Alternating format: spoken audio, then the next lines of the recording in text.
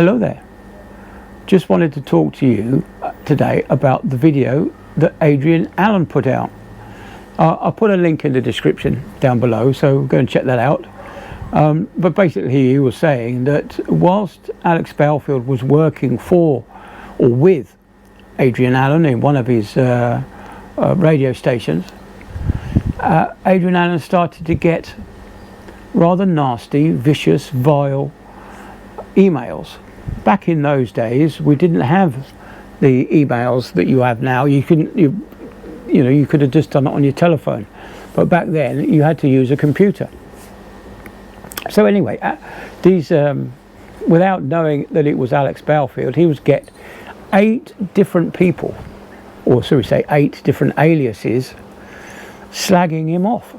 All of a sudden he hadn't got any hate mail from anybody else before, and then when Alex Belfield started working for him, he started getting these nasty, vile hate emails, which suddenly stopped because Alex Belfield had to run away to Germany and do a little bit out there for British Forces Radio.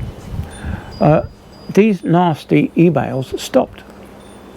Like I said, because you didn't have emails on your phone, Alex Belfield couldn't send emails back to the UK to troll Adrian Allen. Now, they all stopped. All the time that Alex Belfield was out of the country, it stopped. And then the minute he came back, as Adrian Allen will explain in his video, the minute he came back, so the nasty trolling emails started again. So, putting 2 and 2 together, it could only have been Alex Belfield. Now, I do believe that in my early days of YouTube, when I did my first ever video, and I put out a video offering a different point of view to Alex Belfield's hate-filled video on cyclist, I do believe that I was trolled by him back then.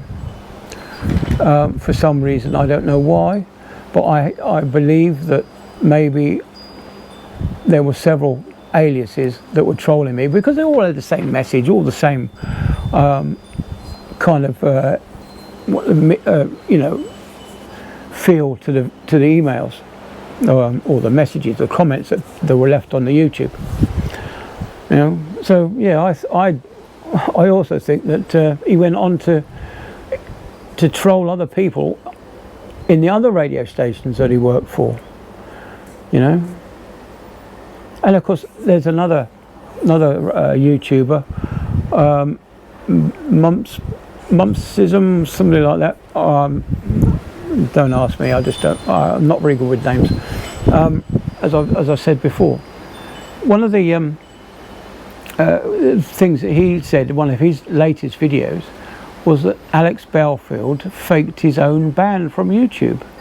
This was the week ban that he got months before the official ban, yeah, I wonder why that was. Why would you fake your own ban?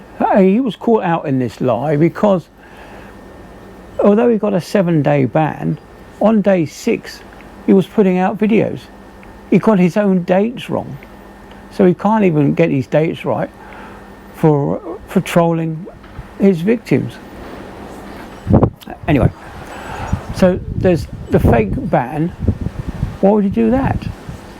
Is it because he wanted to whip his followers up into a frenzy so they would donate? After all, free speech was at risk here. The evil BBC was doing a witch hunt and trying to shut down his free speech. Well, we know that these current trial or current things that we've been going through has been nothing to do with free speech whatsoever. It was all to do with a person's right to live in peace without being harassed. Which brings me to another point.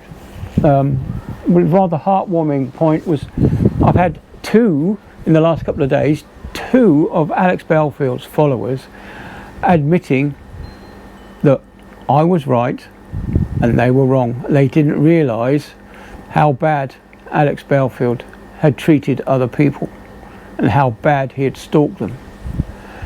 Now, there's one particular person, I won't mention names, but he actually turned around and said, yes, I did slag you off in some of your comments, just because I was taken in by him, conned by Alex Belfield into believing his lies, which I could perfectly understand, because there have been so many people that have told me the same thing, that they initially started to follow Alex Belfield because they believed what he was saying, only to find out later, now, that what he was saying was a falsehood. It wasn't true at all. Yeah, I know I said I wasn't going to do another video, but there's so much coming out. There really is so much stuff coming out. The Adrian Allen's revelations about Belfield. We've got this this guy doing the videos saying that he faked a ban, and now I've had 2 former followers of Alex Belfield apologise to me for leaving nasty comments on my page, and it's rather heartwarming to know that these people were big enough to admit that they've been taken in by Alex Belfield. I know it's rather sad that they were taken in, but one of them said that he gave money, and the other one said that he didn't. So I'm rather pleased that the second person didn't give him any money, and the first person, well, you've lost it now, sorry. I'm really sorry that you've lost your money, but there's nothing we can do about it. The only thing you can do is, if you've got documented evidence, go to Action Fraud and report him. I do believe they're building up a big case. And one other thing is that there's a prison guard, former prison guard, is giving out information about what happens when you're caught using a mobile phone. If you've been caught using a mobile phone, that's one particular offence. If you're caught with a mobile phone on your person, that's another offence. So if Alex Belfield does smuggle a phone in, he could get up to another 7 years inside for using a mobile phone. How about that? That would be something to see, wouldn't it? But anyway, right, so I rambled on, getting up for almost 7 minutes 55 seconds of your valuable time. Oh, got hiccups. Right, anyway, so I might not be around to answer any of your comments in the next couple of days. I'm travelling down south tomorrow for my father's funeral. Yeah, rather sad, but it's got to be done. I'm dreading it, really. But anyway, that's beside the point. Right, so there you go. I'm going to say goodbye, and I'll speak to you all on the next one.